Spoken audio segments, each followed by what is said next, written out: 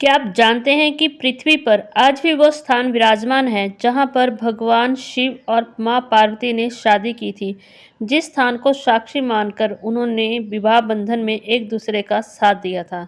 जी हाँ, आज हम अपनी वीडियो में उसी विषय में बात करेंगे कि आखिर वह स्थान कौन सा है जहाँ पर भगवान शिव और माँ पार्वती का विवाह हुआ था। आप सबका स्वागत है आपके अपने ही चैनल मोरल शक्ति में। अगर आपने मोरल शक्ति को सब्सक्राइब नहीं किया है तो प्लीज़ मोरल शक्ति को सब्सक्राइब कीजिए, वीडियो को लाइक कीजिए और साथ में कमेंट में हर हर महादेव लिखना मत भूलिएगा। क्या आप जानते हैं इसी पृथ्वी पर विराजमान है वह स्थान जहाँ साक्षात भगवान शिव और माँ पार्वती ने विवाह किया था। उत्तराखंड का त्रिगुणी नारायणी मंदिर वह पवित्र स्थान है जहाँ पर माँ पार्वती की तपस्या को पूरा हुआ देख भगवान शिव उन पर मोहित हो गए थे और उनको अपनी अर्धांगिनी के रूप में चुना था। विशेष पौराणिक कथाओं के अनुसार काफ़ी पौराणिक मंदिरों में से एक मंदिर यह माना जाता है।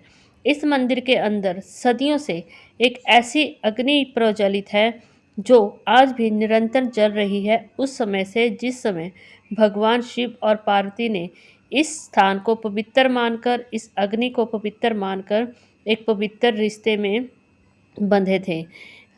यह स्थान रुद्रप्रयाग जिले का ही एक भाग माना जाता है। मंदिर के अंदर जलती हुई अग्नि कई युगों से जल रही है, इसलिए यहाँ का नाम त्रिगुणी यानी 3 युगों से जल रही अग्नि पड़ा। त्रिगुणी नारायण हिमावत की राजधानी थी। यहाँ पर शिव पार्वती के विवाह में विष्णु जी ने पार्वती के भाई के रूप में सभी रस्मों का पालन किया था और स्वयं ब्रह्मा जी इस विवाह में पुरोहित बने थे। सभी देवी देवताओं ने इस विवाह में शामिल होकर अपना अपना आशीर्वाद उनको दिया था। उस समय सभी संत मुनियों ने इस समारोह में भाग लिया था। विवाह स्थल के नियत स्थान को ब्रह्मशिला भी कहा जाता है, जो मंदिर के बिल्कुल ठीक सामने है। इस मंदिर के वर्णन में स्थल पुराण में ही मिलता है। स्थल पुराण में बताया गया है कि किस तरह से माँ पार्वती ने यहाँ पे तपस्या की और फिर भगवान भोलेनाथ उनकी तपस्या से खुश होकर उनको अपना बनाने के लिए राजी हुए।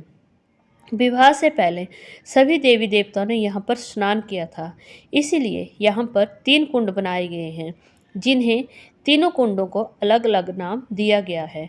उनमें से प्रथम कुंड रुद्र कुंड, विष्णु कुंड व ब्रह्मा कुंड माना जाता है। इन तीनों कुंडों का पानी सरस्वती कुंड से आता है। सरस्वती कुंड का निर्माण विष्णु जी की नासिका से हुआ था। जी हाँ, पौराणिक कथाओं की मान के चले तो विष्णु जी ने अपनी नासिका से ही सरस्वती कुंड का निर्माण किया था और इसी कुंड से आने वाले पानी से 3 कुंड रुद्र कुंड, विष्णु कुंड और ब्रह्मा कुंड बने थे। इन्हीं तीनों कुंडों में सभी देवी देवताओं ने स्नान किया था और विवाह के लिए चले थे।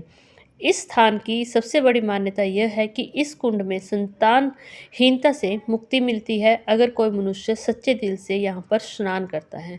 जी हाँ, जिन दंपतियों को संतान की प्राप्ति नहीं होती वह यहाँ पर स्नान करने से अपने संतान प्राप्ति को सार्थक करते हैं और जो भी श्रद्धालु सच्चे मन से इस पवित्र स्थान की यात्रा करते हैं और यहाँ के ज्योति कुंड की विभूता को अपने साथ अपने घर लेके जाते हैं, उनका वैवाहिक जीवन हमेशा के लिए ही सुखमय होता है। कहते हैं कि माँ पार्वती और शिव की तरह ही उनका सुखमय जीवन हमेशा के लिए बना रहता है। यह मंदिर त्रेता युग से स्थापित है, जबकि केदारनाथ व बद्रीनाथ द्वापर युग में स्थापित हुए थे। इसी स्थान पर विष्णु जी ने वामन देवता का अवतार लिया था। पौराणिक कथा के अनुसार इंद्रासन को पाने के लिए राजा बलि ने 100 यज्ञ करने का फैसला लिया था।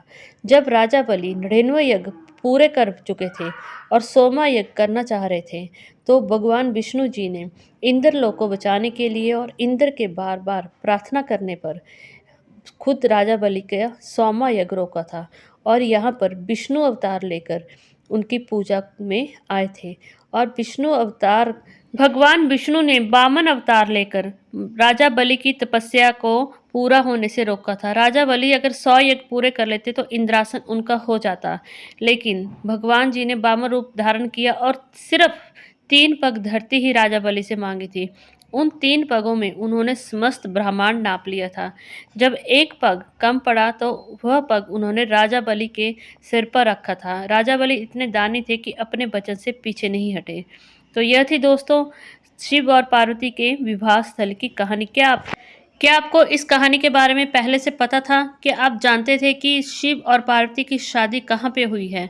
अगर आप कुछ भी इस विषय के बारे में जानते थे तो प्लीज़ अब कमेंट करके अवश्य बताएं।